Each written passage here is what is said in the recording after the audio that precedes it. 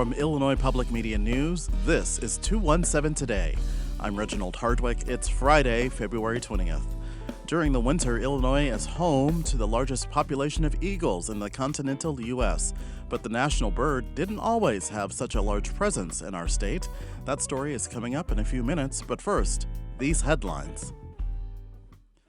Governor J.B. Pritzker is calling for a 1% increase in higher education funding this year, but some advocates say that proposal would not keep up with inflation. Catherine Brown is Senior Policy Director at the National College Attainment Network. She says federal funding cuts are putting state support for higher education at risk. Because it's typically not in state constitutions, unlike K-12 education, for example. And also colleges and universities can raise tuition, can accept more students from out of state or international, for example. Brown says cuts to Medicaid in President Trump's One Big Beautiful Bill will hit state budgets hard, and she expects Illinois to be among the hardest hit. Brown says state colleges and universities drive economic growth, so investing in them pays off in the long term. The governor's budget address is drawing sharp reactions from some East Central Illinois lawmakers. Pritzker says his proposed budget includes a 0.5% decrease in discretionary spending from the previous year, citing a drop in funding from the federal government. Speaking at a legislative Black Caucus meeting after his address, Democratic Representative Carol Ammons of Champaign-Urbana says the budget doesn't provide equitable funding for higher education. She says that has real consequences.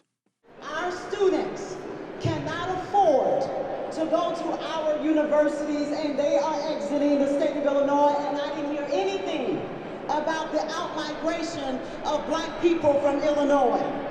They are leaving. Meanwhile, Republican State Senator Chapin Rose of Mahomet says the governor's focus on affordability and federal funding cuts don't add up. If there's an $8 billion hit, then you would have seen that impact somewhere in the budget, and it clearly isn't showing up at all. It's just more nonsense from this guy. Pritzker's budget proposal now heads into committees, and both lawmakers say they'll be fighting for their priorities. New data centers are popping up across the country, and Illinois has the fourth highest number of data centers in the U.S. On Wednesday night, the Champaign County Board voted unanimously to create a task force that will set parameters for future data center development. IPM Student Newsroom's Lele Nazarva has more. The Data Center Task Force plans to invite experts and community members for input. Alice Smith is a first-generation farmer at Sola Gracia Farm in Urbana. She says she's concerned about data centers coming to central Illinois. Right now, the AI lobby has a lot of money and a lot of the ability to act very, very quickly, where grassroots groups are just fundamentally slower and fundamentally less well-resourced. In parallel with the task force, Champaign County is working to implement a 12-month moratorium on data centers. The policy would temporarily ban the construction of new large-scale facilities on unincorporated Champaign County land. Amelia Zarva, IPM News. The dance for a new stadium is intensifying between the Chicago Bears, Indiana, and Illinois. Yesterday, an Indiana House committee unanimously passed an economic incentive package to bring the Bears to the state. Here's Indiana's House Speaker, Todd Houston. We're partners in the fact that, we need a strong Illinois, we need a strong Chicago, particularly in this region. But this is about opportunity. The Bears put out a statement saying they're focused on a stadium in Hammond. That rankled Illinois Governor J.B. Pritzker, who says his staff just met with the Bears and was prepared to move legislation yesterday, too. I have to say it's very disappointing to hear that they would put that statement out but not say anything about the advancement that's been made in the state of Illinois. Pritzker said an Illinois House panel canceled a hearing on the Bears package at the team's request. The governor's plan to address Illinois' housing shortage is raising concerns from the Illinois Municipal League. The proposal Pritzker outlined in his budget address would loosen zoning laws for construction of multifamily structures and include $250 million in development grants. The group called the idea, quote, a broad preemption to the power of the state's 1,300 cities and villages to regulate local zoning laws. During the winter, Illinois is home to the largest population of eagles in the continental United States. But the national symbol of our country didn't always have such a large presence here in the Prairie State. That story is coming up next on 217 Today. But first, your forecast from meteorologist Andrew Pritchard. I'm meteorologist Andrew Pritchard with your IPM News forecast for Champaign-Urbana.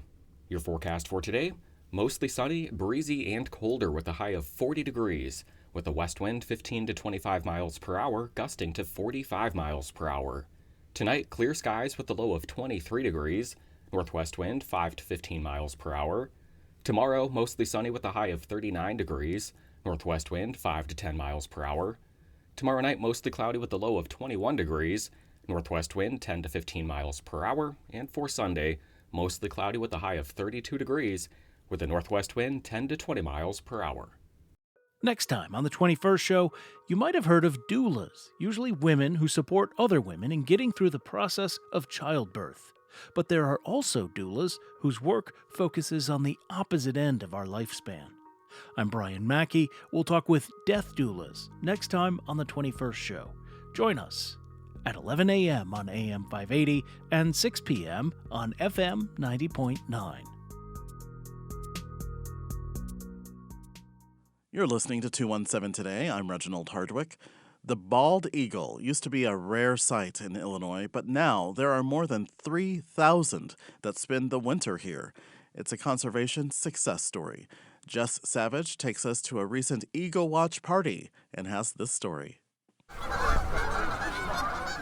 It's a cold, quiet Saturday in February, and a couple dozen people are gathered by the open water behind McHenry Dam on the Fox River. They huddle together, bundled up in the parking lot.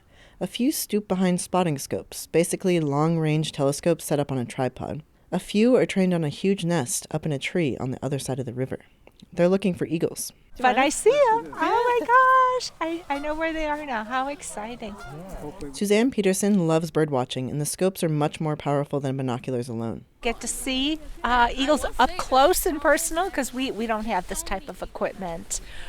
So yeah, we would see a spot in the sky. This gathering is part of an eagle watching series the Illinois Department of Natural Resources, McHenry County Audubon, and other conservation groups host. The eagles are easier to see before the trees leaf out. There are eagle watching events throughout the state, but because the nest is so visible from this vantage point, people tend to get pretty lucky. Stacy Iwanicki is with the Illinois Department of Natural Resources. But they'll come to where they can find the open water, which when the river freezes generally is just on the downstream side of dams, which is what makes McHenry Dam such a great location. Seeing these creatures would have been nearly impossible a few decades ago.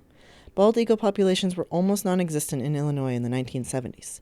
It's because of the widespread use of DDT, a pesticide that built up in the fish that eagles ate. It thinned their eggshells, which decimated the reproduction of eagles. DDT was banned in 1972, and soon after, the DNR and the Audubon Society started protecting habitat for the birds. In the late 70s, there was just one nest found in Illinois. Now, bald eagle nests are found in most counties in the state. Iwanicki again. It was humans realizing there was a problem, understanding what that problem was, and knowing there was a solution, and coming together and agreeing to make the solution happen. It's a good day for birders. Iwanicki sees some ducks splashing around in the open water. I am looking at common golden eyes and redheads. There's two redheads. They're kind of self-explanatory. Their heads are very red. And the eagles usually like to stir up the Canada geese as well. Seldom do they ever catch one of the geese, but it gets their attention, and the whole raft of geese will just float up all at once. It has not happened yet today, but it's impressive when it does. The sound of the wings, the honking. Jim Boehm is on the board of directors at the Friends of Moraine Hills State Park. He says events like this are special because they get people outside and away from their screens.